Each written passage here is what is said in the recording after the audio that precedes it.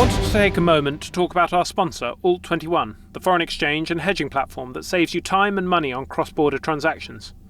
As a CEO, there are days when my calendar feels like a never-ending cascade of decisions, meetings and problems to solve, days when I can't remember if I've eaten lunch. The last thing I have time to think about is currency exposure. This is where Alt21 can help, by taking the complexity out of foreign exchange.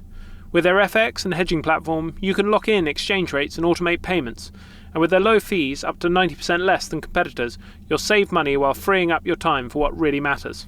If you want to stop juggling and start focusing on growing your business, head to alt21.com. That's alt21.com to find out more. Hello and welcome to Enter the Boardroom with Nurole, a podcast exploring what makes great boards and board members. I'm your host, Oliver Cummings, CEO of Nurole, a board search specialist and market leader bringing science to the art of board hiring. Today's guest, David Dein MBE, is the former vice chairman of both Arsenal Football Club and the Football Association. He was also president of the G14 group of European football clubs and international ambassador of England's bid to host the World Cup in 2018. David was behind the appointment of then little-known Arsene Wenger to manager in 1996. During his 24 years at Arsenal, the club won 18 trophies, including the invincible season of 2003-04. David was the driving force behind the creation of the FA Premier League in 1992. An early proponent of women's football, David became president of the Arsenal women's team. In 2018, he launched the Twinning Project, which pairs professional football clubs with their local prison, providing training programs to help offenders gain employment on release. He is author of Calling the Shots, How to Win in Football and Life. As an Arsenal fan, this is a particularly special episode for me. David, a huge welcome and thank you so much for being here. David, you spotted something in Arsene Wenger that others didn't see in an unknown French coach managing in Japan. The other board members, as I understand, were not convinced initially. What can board members learn from your approach to betting on potential, not just past performance? It's a very good question. I think the two words that come to mind are instinct and tenacity. It's fairly common knowledge that the eureka moment for me was meeting Arsene for the first time on the 1st of January 1989 and spending time with him at a dinner party. I'm not spiritual, but I thought Arsene for Arsenal was destiny. I saw in qualities of intelligence, encyclopedia, knowledge of players around the world, modern innovative thinking, man management and communication skills. But in the end, it always comes down to one word: judgment. For boards, I think it's important to remain open-minded, which fortunately the Arsenal board did, although we did have a false start, which frustrated me. If they had rejected Arsene and not come on the journey, then we would have missed the chance to appoint probably the best manager in the history of Arsenal. You talked about judgment being critical. When you say judgment, was that your judgment and assessment of him being right for the organisation? Yes, absolutely. I felt that he had the qualities. He was an unusual guy because it's very rare that you will find somebody who spoke 4 or 5 languages. He wasn't the average ex-football manager, ex-football player or coach becoming a manager. This was somebody a bit, a cerebral guy. Here he was. I saw in him something very unusual, which was the fact that he spoke languages. He had an encyclopedia knowledge of players. That he had very good man management skills. And you've got to put all these things together. And would he work in England, which was a big issue? How did you know he had very good man management skills? Well, I could see when we were interacting with each other and when we were talking to other people. And in fact, when I went to Monaco, he didn't realise it, but he was auditioning. I used to go and see him play early on. And I could see how he interacted with the players, with the board, with the fans, with the press. I had a good chance to see him at work. You made a habit of delivering deals at what others could only see with the benefit of hindsight was extraordinary value. Ian Wright, Dennis Bergkamp, Patrick Vieira, Thierry Henry, to name just a few. And my sense is Arsenal lost that for a long time after you left, and I'm hopeful that they have finally started to get that back more recently. But I'm curious to hear, what is your approach to deal making, and how is it so differentiated versus others? Yeah, that's a difficult question to answer. And if we all had the formula for Coca-Cola, it wouldn't be such a unique product. I have obviously my own technique, but I've always been focused on trying to put the lid on the bottle. And quite simply, when Arsene identified a player, I made it my duty to deliver him. Once again, determination, tenacity are crucial, and the art of communicating well with your counterpart. And of course, in many cases, I had long-standing relationships with clubs and their owners and chairmen, so I could hit the ground running. But also, they knew that I was good to my word, and if I made an offer, we would stand by it.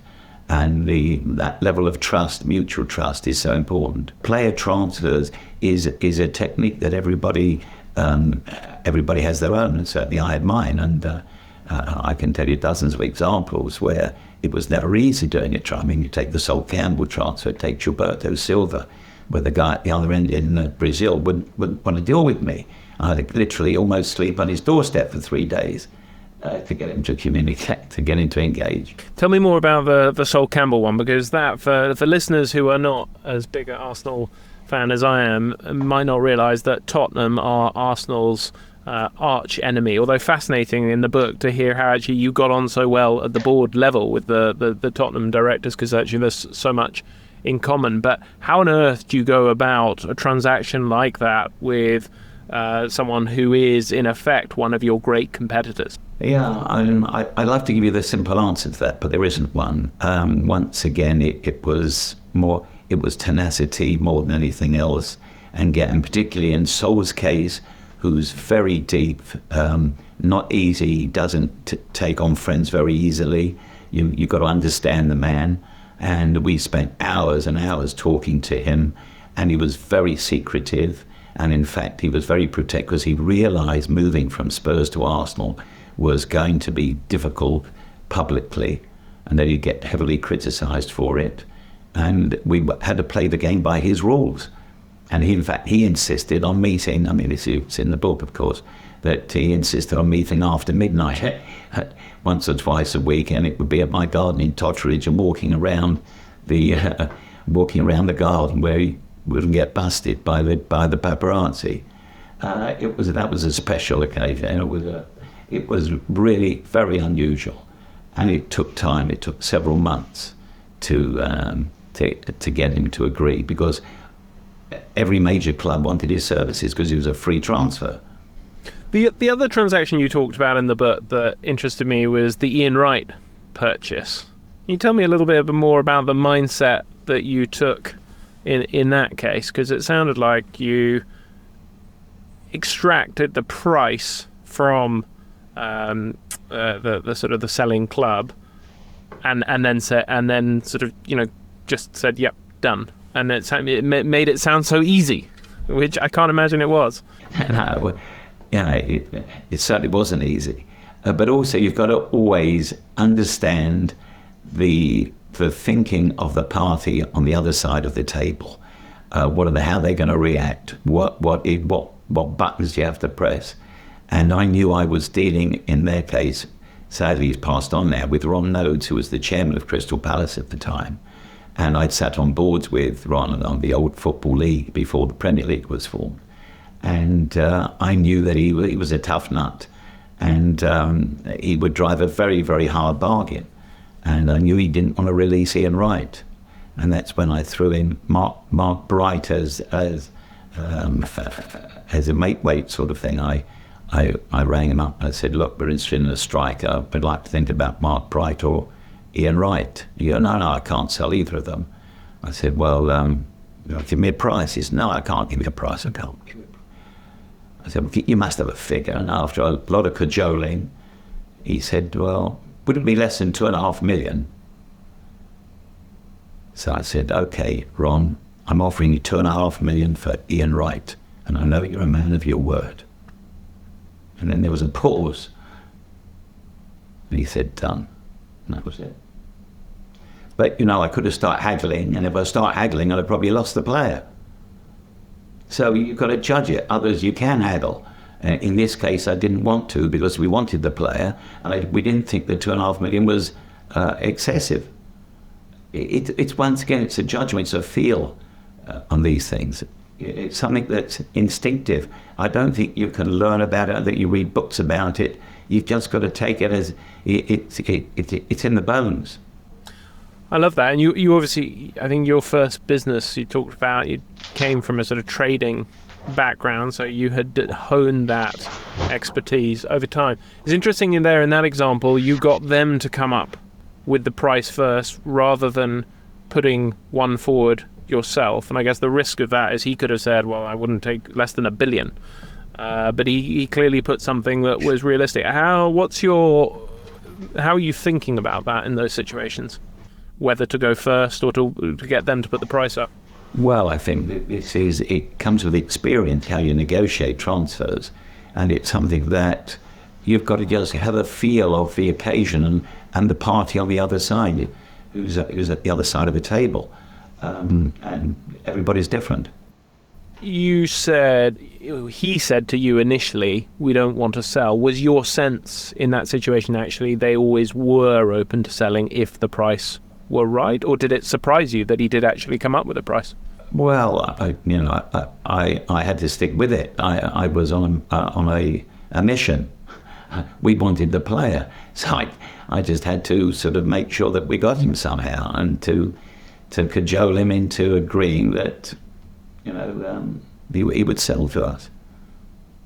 It's never transfers are everyone is different.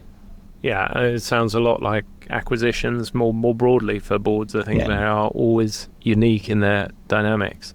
And just sticking with this theme of getting the right people on board, we talked about how you identified Arsene Wenger originally, but you obviously built an exceptionally strong relationship with him as the vice chair. And Arsene said in the prologue to your book that the secret to your relationship was trust. I'm curious to hear how you thought about building that trust, that those listening, wishing to develop productive executive and non-executive relationships might learn from. Yeah, I think that is true. But I've said that trust is something you have to build up over time and through the consistent delivery of what you've said and what you'll actually do. And once again, the key word I keep using is chemistry. And it's the same in any relationship. When you spend time with someone, you want to have to build up an understanding of that person, and there will be a chemistry, positive or negative. In Arsene's case, straight away, we gelled from virtually the minute we met. I just felt that there were positive vibes between us.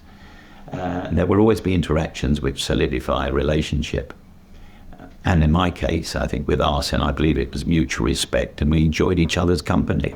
He's got you don't often see it, but he's got a very good sense of humour, and I love humour too. So we would always that humour is a great lever to relax people and to have fun with. If you can share good times with people using humour, you get on well. And we had a common goal, which was most important, that we knew each other, and we would always do our best for each other and help us achieve it. Interesting. My mother, Susie, who was the original founder of Nurole, always says that's something she looks out for people on boards is humour, because it's such a key ingredient for the chemistry around the board table when you have those difficult discussions, just someone who's able to release that and rebuild the trust. Yeah, well, in fact, it is something which I use every time I give talks. I always open up with something light-hearted.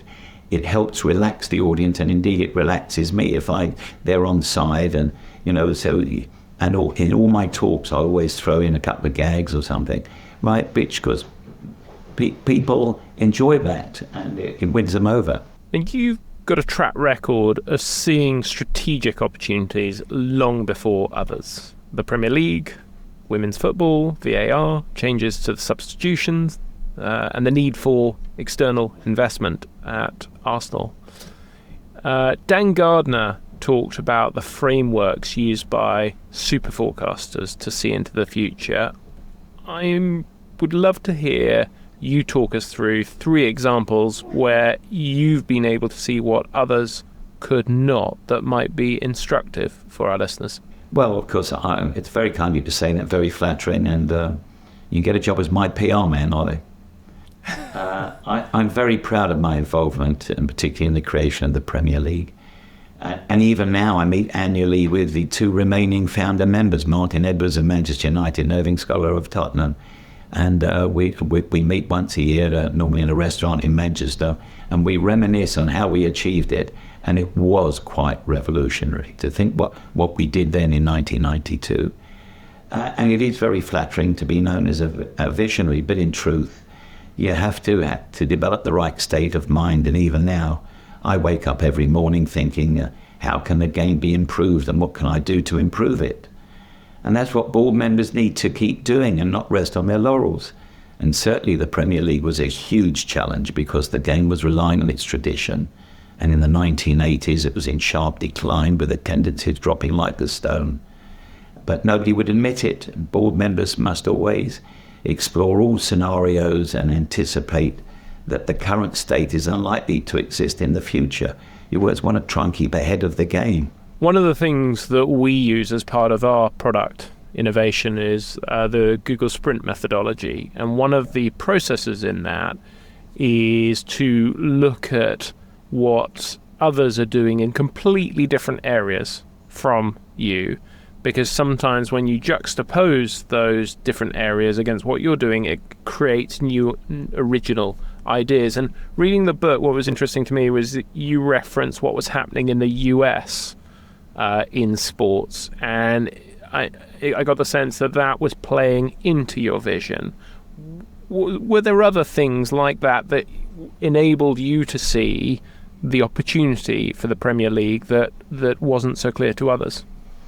Yeah, I think what happens in the States was very influential for me, particularly because my wife happens to come from the States, and I used to go and see football, the NFL, when I used to go there and see how they market their product.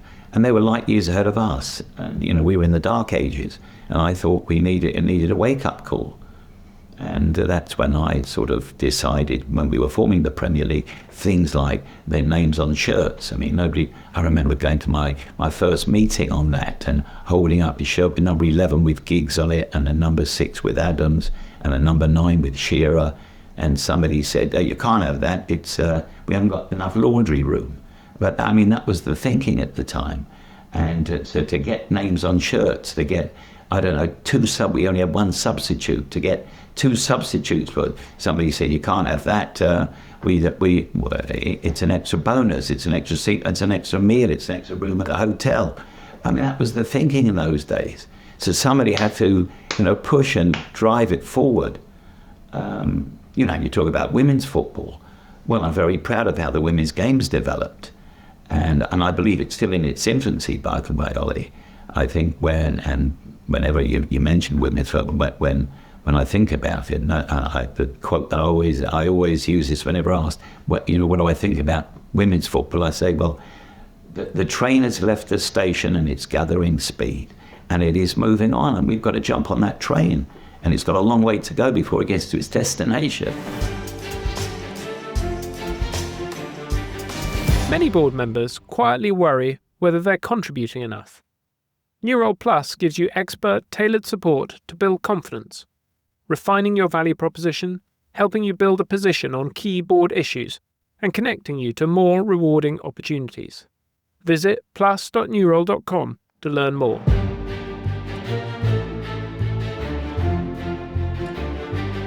What strikes me as fast, I read something that women's football was attracting far bigger crowds shortly after the war in this country, and then I think they brought in some sort of legislation because they were worried about the men's game. Yeah. And so, yes, which is sort of shocking, and curious to see what was the thing that gave you the confidence to invest in that? As I look at it, I look at every or most other sports, tennis, or athletics, or everything else where the the women's game is increasingly on a level footing, and football just seemed so far behind at the time that you started investing in it. Was that kind of your mindset, or what's the logic for football being behind? Well, indeed. And in fact, once again, that was the influence of America, going there and seeing women's football. And I can remember vividly in the mid-1980s, our kit man, a lovely guy called Vic Akers, approached me, and he said he had several girls in the laundry who wanted to play football. And I jumped on the idea. But actually, he deserves a lot of credit, because he said we should have a women's team. And I said, I agree with you. And I went to the board. And I can remember at the board meeting, under any other business, I had the temerity to propose that we should have a women's team. And of course, as you can imagine, the board were rather conservative and city typed, and one of the board members said, David, is that a publicity stunt? I said, no, not at all. So I go to the States quite often, and I can see the impact it's had over there, and that we should be the first club to blaze the trail. And eventually we did. We managed to get a budget, and all credit to the board at the time. They, decided to back my judgment, and that we managed to get a budget for the girls and expenses for them for their travel. And I convinced Nike, our kit manufacturers, to include kit for them. And then we started a women's team. We used to play at Hoxton Leisure Centre. And if we were lucky, we'd have a couple of dozen spectators who were the parents of the girls. Now we're filling Emirates Stadium with 60,000 people. So it's come a long way. But, you have to go through all these things. You have to go through the pain barrier. I imagine you must have felt very proud when they won the Champions League this year against the odds. Oh, fantastic. Well, yes, and indeed. And I was in Lisbon. And there's something wonderful about the women's game. I say it's pure. It hasn't yet been contaminated by money. And I enjoyed the celebrations after the match party in Lisbon. And it was so good to see the genuine joy in the girls, and to see, and they're still so modest and without ego. But of course, as more and more money comes into it, I'm afraid very often it's a contaminating factor, and the ego develops with the money coming in. Yeah, no, I've really enjoyed taking my boys along to the ladies' games, because, as you say, there is a very different atmosphere which feels much more conducive for young families. And it is the fastest growing sport for women in England.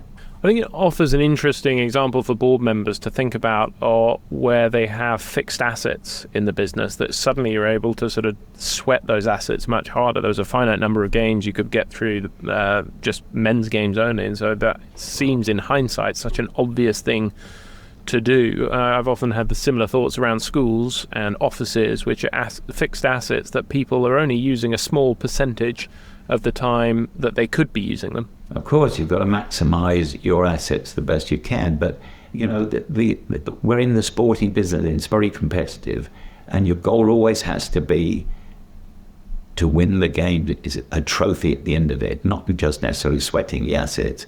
Is the objective always is you want to be successful. If you're successful, everything flows from that. I always say, I wake up in the morning and I look in the mirror and I say, get a winning team. Everything flows from that. You've got a winning team. TV will want you. Sponsors will want you. Fans will want to come. Right? All stems from that. Now, a couple of things have always bothered me as an Arsenal fan. One was the Emirates Stadium, why it's not bigger, or at least built with a low-cost expansion option. Now it's impossible to get tickets, and given your commercial mindset, I can't imagine that was something you didn't think about. It's a good question. Well, do you remember the old Highbury, Ollie? Yeah, I do. Well, that held 38,000. So we were moving to a stadium of 60,000. So that's like an increase of just over 50%. And we felt that at the time it should satisfy our demand. But obviously, with the team doing well and the way they're playing, that's been exceeded. And in fact, I remember when we were looking to build a new stadium and thinking where we should go, we were running out of options. I actually suggested to the board moving to Wembley Stadium, because this is before the FA bought it.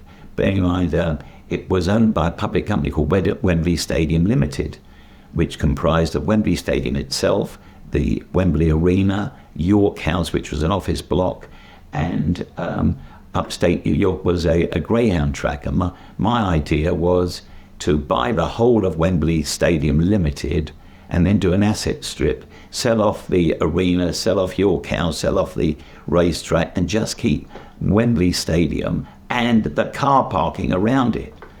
Unfortunately, it didn't happen at the time, although it was an idea, because we were struggling for knowing to what we couldn't get any sense out of getting the area we wanted in the Highbury area, although we finally did in the end. But we needed to find a suitable for at least 60, 70,000 people. This would have given us, fun enough, 90,000. And now they've got a huge problem because they need to expand the Emirates, and from 60,000 ideally to something like 80 or 90,000. That's not going to be an easy job. You made some comments on the Super League failure in your book. I'm curious to hear whether you thought that was more around flawed strategy or stakeholder mismanagement. It definitely was both. But however, at the heart of it, it was a flawed concept. And no matter of good commotion or good communication or stakeholder management, nothing could have changed that the proponents of it fundamentally misunderstood of what made the game attractive, namely the football pyramid and the inherent competitiveness of the game. I can talk to you for ages about the disaster of the Super League. I was interviewed on Football Focus the day after it was announced, and remember using the words that I found it abhorrent. I thought the idea of a sterile league without promotion and relegation being formed by selectivity and not merit is immoral to me. In fact, Manchester United and Spurs, who are both involved in the plot, finished 15th and 17th respectively in the Premier League last season. What right have they got to be found the members of a Super League? When we formed the Premier League in 1992, we took all 22 members of the old Football League with us, right, to form the Premier League. In my opinion, the Football League, the Super League, was a flawed concept from the outset, which was illustrated with the fact that from the initial criticism, nobody spoke up in favour of the project. It had to be consigned to the waste paper basket. And in a way, I think that's why people are critical of the Club World Cup, which incidentally I'll be going to next week in the States. But there's going to be 32 of the best teams around the world playing. I hope that will stave off any threat of a Super League in future. It's interesting because that is the model that the US sports system generally adopt. So this is one idea that it sounds like you didn't want to import. Why does it work over there, or perhaps you think it doesn't work over there either? It's a different model, it's a different culture. I think we've got to adopt the best of the states, not the worst. We've got to protect our pyramid. We've got players. You saw even a National League final the other day got 60,000 people at Wembley Stadium. Oldham playing Southend. That means a lot to everybody. We've got to protect that, and we've got to develop players, our own, coming through the ranks. So I'm very much against the idea of anything to do with anything which is not. The sport has got to be merit, Ollie. That's first and foremost, and not selectivity. Because your name happens to be Real Madrid or Barcelona or Bayern Munich or whatever, or Manchester United or Man City, doesn't mean you've got the right to go into a Super League. I like the way you talk about that, because it shows you've got values guiding your strategic and tactical thinking. It comes back to values at the heart of it. Ollie, I'm a fan at heart. Even now, right? I love seeing games from all the way, around the world. I went to the first and second division playoffs at Wembley. I want to see how clubs. Why do I go around the world watching football? I want to see why am I going to the Club World Cup? I want to see the other teams playing, how good they are, the talent they're bringing through, how they're developing. Let's talk a bit about navigating stakeholders. One of the few times I've managed to identify where you failed to take others with you was the moment you tried to bring in external shareholders at Arsenal. There are different types of investors you could have turned to for funding. Wealthy fans in the mould of Abramovich, which worked well for Chelsea for a period at least. Nation states like Sheikh Mansour, which has worked well for Manchester City. And commercial sports investments like FSG, which has worked well for Liverpool, although possibly less well for Manchester United. How do you think through those different funding alternatives? And have you got any regrets in hindsight with having gone down the path, Arsenal having gone down the path they did with the Kroenkes? No, I've got no particular regrets. Only regret is that I wasn't there to drive the car because it was unfinished business, and particularly with Arsene, where Arsene and I had such a wonderful relationship and such a successful relationship. And so that hurt and of course he wanted to leave. I remember when I left Arsenal, he came round to my house that very night. He said, "David, I'm going to leave." I said, and I thought about it very carefully, and I said, "Arsene, you can't leave." He said, "No, if you're not there, I want to leave." I said, "Arsene, the club needs you. You got to stay." And you did stay. So it's difficult. You can't bring back, we're all clever with hindsight, Polly.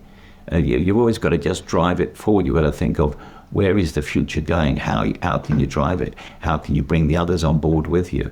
Well, that must have hurt a lot, I guess, sort of your love of the club overcoming the pain that you were feeling from being pushed out. Indeed, still to this day, I actually got club seats right next to the director's box. And of course, being 24 years in the director's box and suddenly, now becoming a fan, it does hurt on every time I go there. But, it's in the DNA. I love the club. Tell me about your new project, the Twinning Project. Not only have you once again visioned something others had not, but you also had to get the right people involved and navigate some complex stakeholders in service of something you are again clearly passionate about. How is the way you feel about your role as a board member different from your time at Arsenal? And what have been your reflections that our listeners might learn from? Yeah, that's a great question, Ollie, and it's a stage of my life, I guess, because it's now football has been good to me. It's taken me around the world several times. I've met so many interesting people. I've got friends wherever I go, thanks to football. And it's my time of life of giving something back. And perhaps it would be useful to understand the genesis of the Twinning Project. And when I left Arsenal in 2007, after 24 mainly glorious years, I was approached by Robert Peston, who you may know, who was the then chief business correspondent for the BBC. And of course, he's now with ITV. He was starting a charity called Speakers for Schools, and I agreed to join. And to date, I must have delivered over 500 talks around the country to state secondary schools. And I always get good ideas, at least I think I do, when shaving or in the shower. And one morning I woke up and I said to myself in the shower, I said, I'm enjoying giving these talks in schools, but where else is there a captive audience? And the word captive stuck in my mind. I thought, prisons. Well, it took me about 8 months before I'm knocking on doors of government offices before they gave me a trial prison, HMP Rochester in Kent. And I can remember going and telling the offenders, I said to them, you may think it's difficult to get out. It's not bloody easy to get in. Well, whilst on my tour of the prisons, and I believe it or not, there's 107, we're having our nice chat, there's 117 prisons in England and Wales with 90,000 people being locked up behind bars, many of them for about 20 hours a day. You wouldn't put your dog in a kennel for 20 hours a day. And I thought to myself, what is football doing in prisons? Nothing. So I came up with this idea of a twin. I said, everybody loves football. Of the Twinning Project, where we twin a professional football club with its local prison to deliver FA accredited coaching and indeed referees courses now to offenders, giving them an opportunity of getting a job upon release and reducing reoffending. And that was my idea, and then I had to turn it into reality. And I went obviously to the Ministry of Justice, and I met at the time the Minister for Prison, had to be Rory Stewart, and David Gork was the Secretary of State for Justice. And I said, can we go into prison? We'd like to put football clubs into prison. And they gave us the green light to go in and do it. And now we've delivered into 60, 70 prisons around the country, but we're always fighting for money because we get zero money coming in from the government. So we have to fund it ourselves, and that's the big challenge. In fact, recently we had a fundraising dinner for the charity where Rory Stewart, Alistair Campbell, Arsene Wenger and Ian Wright were guest speakers. It was a wonderful evening. And so we have one of those every couple of years to try and raise some money, but it is a struggle. Why is it such a struggle, do you think? Well, firstly, it happens to be the type of environment for custodial situations. People, are they inclined to give money for it? But what we are trying to do is to rehabilitate people. People have got the wrong idea, Ollie. People think that prisons are for punishment. I don't agree. Going to prison is the punishment, where people first and foremostly lose their liberty. They lose their self-respect, they lose their job, and invariably they lose their partner. They've hit rock bottom. Prison should be for rehabilitation, because wherever you are now, I don't know, where are we recording this? In Holborn somewhere? Where are you? Where your office is, Ollie? We're in West London in Hammersmith. Okay, well I can tell you, around Hammersmith Broadway tonight, there will be some people that have been in prison. Our job has got to be, as a caring society, to give these people an opportunity to get back on the horse, to get a job and to do something sensible for society, rather than let them go back, because 64% within the first year of being released will reoffend, back to drugs, back to violence, back to crime, right? We're a caring society. We should try to rehabilitate them. And that's what prisons really should be for. There's not enough going on. And that's what my charity is all about. And because football is so popular and it's taken off, not just in England, by the way, we've actually extended it overseas. So, but we need money to do it. And that's why if anybody who's listening to this wants to help, wants to come, perhaps with me, make a nice donation, come with me to a prison, I will show them something special. And I guarantee I'll get them out as well. Fantastic. Well, it sounds like we should probably put a threshold on that. That sounds like an invitation to anyone interested in making at least a couple of £1,000 donation who would like to go around a prison with David Dean to email into us, and we'll get you connected. David, time has flown, which means it's time for the lightning round, where I'm going to ask you a short question and ask you for a quick response if you're ready. Go for it. Best book every board member should read, and why? Well, apart from my own, of course. Which I enjoyed a lot. Boardroom behaviour that irritates you most? I think people who abstain. I want people to make a decision, right or wrong. To me, an abstain vote is cowardice. Come down on one side or another. Make a decision. So that annoys me. Most valuable board ritual? Sounding up board members before the board meeting, I think, is important. And also, I always try, we spoke about humour, I always try to introduce humour onto a subject. I think that's something I use as leverage. Favourite quote? My favourite quote is from Wayne Gretzky, the Canadian former ice hockey player.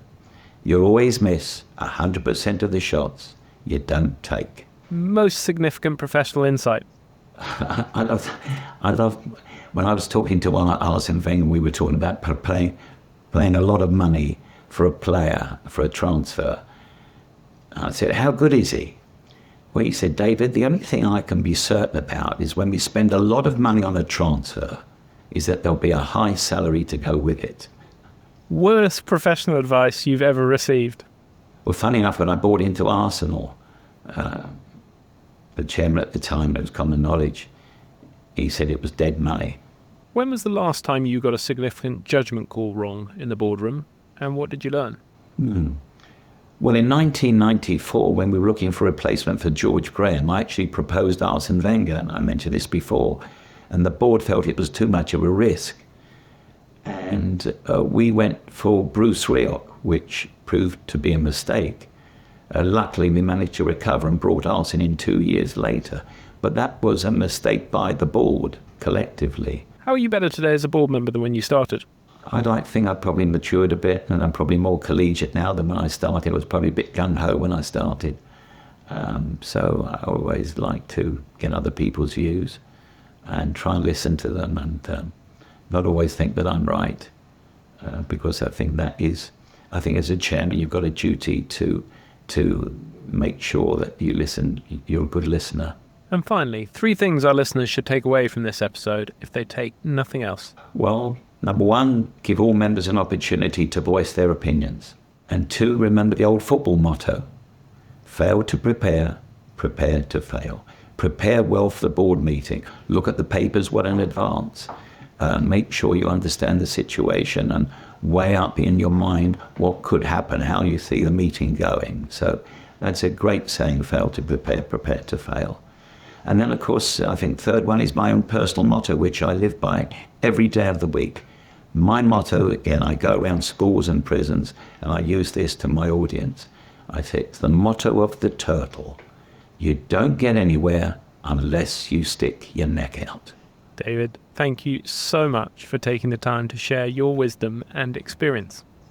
I hope you enjoyed that. Thank you for being such a good interviewer, Ollie, and let's hope the Gunners do well next season.